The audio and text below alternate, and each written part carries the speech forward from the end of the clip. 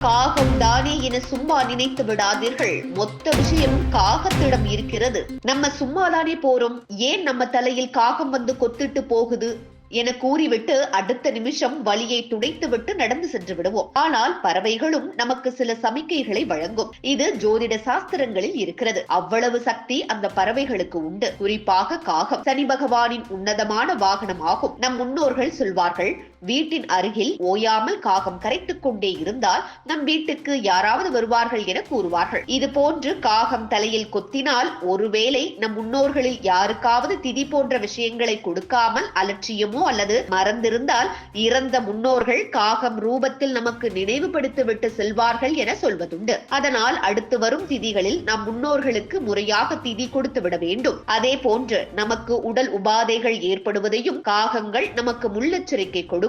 நாம் அதனை மூட நம்பிக்கை என கூறுவதுண்டு. ஆனால் இது உண்மையில் நிகழக்கூடிய விஷயங்கள் தான் என்று கூறுகிறார்கள் ஜோதிடர்கள். காகம் தலையில் தட்டினால் வீட்டில் நல்லெண்ணெய் தீபமிட்டு குல தெய்வத்தை வணங்கலாம். அப்படி முடியாதவர்கள் கோயிலில் விளக்கு ஏற்றும் பொழுது சனீஸ்வர பகவானுக்கு எள்ளு தீபம் விளக்கிட்டு ஏற்றலாம். இதே போன்று முன்பு நாம் காகத்திற்கு உணவு வைத்துவிட்டு சாப்பிட்டிருந்தால் சரி. இல்லாவிடில் நாம் சாப்பிடுவதற்கு முன் ஒரு பிடி சாதம் காகத்திற்கு வைத்துவிட்டு நாம் உணவருந்தலாம். இதே போன்று இயலாதவர்களுக்கு தானம் செய்தல் அதிகளவு புண்ணியத்தை நமக்கு தேடி தரும். நாம் சாப்பிடும் முன் ஒரு கைப்பிடி உணவை காகத்திற்கு வைத்துவிட்டு செல்லும் போது அந்த காகம் நம் கண் எதிரில் அந்த உணவை உண்ணும் பட்சத்தில் அது நமக்கு நல்ல குறியை தரும். மனதில் உள்ள ஆசைகள் நிறைவேறும் என கூறுவார்கள். இதே போன்று காகம் தண்ணீர் குடிப்பதை கண்டாலும் அது ஒரு சுப நிகழ்ச்சியை குறிக்கும் என்று சொல்லுவார்கள். கை மேல் பணம் வந்து சேரும் எனவும் கூறுவார்கள். மேலும் ஒரு முக்கிய வேலைக்கு செல்லும் போது காகம் தென்பட்டால் அதுவும் நல்ல அறிகுறி என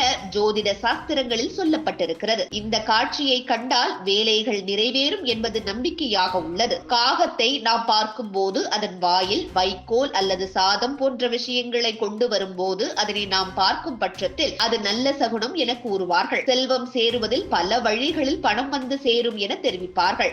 இதே போன்று நண்பகல் நேரத்தில் காக்கைகளை அழைத்து சோறு வைப்பது மிகவும் நல்லது என தெரிவிக்கப்பட்டுள்ளது. அது வீட்டிற்கு மங்களகரமான விஷயங்களை அள்ளித்தரும் என ஜோதிடம் தெரிவிக்கின்றன. காலையில் வீட்டின் கிழக்கில் காகம் கூப்பிடுவதை கண்டால் அதுவும் நல்ல அறிகுறி என்று எடுத்துக் கொள்ளலாம். நீங்கள் வேலை நிமித்தமோ அல்லது எங்காவது சுற்றுலா சென்றாலோ உங்கள் வீட்டின் தாழ்வாரத்தில் காகம் கூவுவதை பார்த்தால் அதுவும் நல்ல அறிகுறியாக கருதப்படுகிறது. வீட்டின் பால்கனியில் அல்லது மொட்டை மாடியில் பல காகங்கள் ஒன்றாக கூவினால் அது சுபராசியாக கருதப்படுகிறது. மேலும் வீட்டின் தெற்கு பகுதியில் காகங்கள் நடமாடுவது கெட்டதை குறிக்கும் என்றும், இதே போன்று கோயிலில் காகத்தை பார்ப்பது கோயிலில் காகம் தென்பட்டாலும் கூட அசுபத்தை குறிக்கும் விஷயமாகும். இதே போன்று அதிகாலையில் காகங்கள் வீட்டிற்கு அருகில் கரைத்தால் மங்களகரமான விஷயங்கள் நடக்க போகிறது என்றும் வீட்டில் உள்ளவர்களின் மதிப்பு உயருகிறது என்றும் அர்த்தம். இப்படி பல விஷயங்களில் காகத்திற்கும் மனித குலத்திற்கும் பல ஒற்றுமைகள் உள்ளன. காகத்தின் ஒவ்வொரு சமிக்கைகள்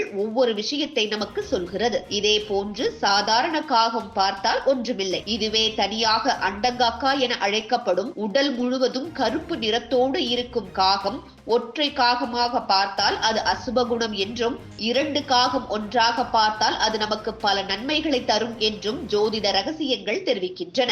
இது போன்ற முக்கிய நிகழ்வுகள், அரசியல் தகவல்களை ஆழமாக மாறுபட்ட கோணத்திலும் அறிந்து கொள்ள மறக்காமல் பாரத் மெயில் 24 பக்கத்தை பின்பற்றிக் கொள்ளுங்கள்.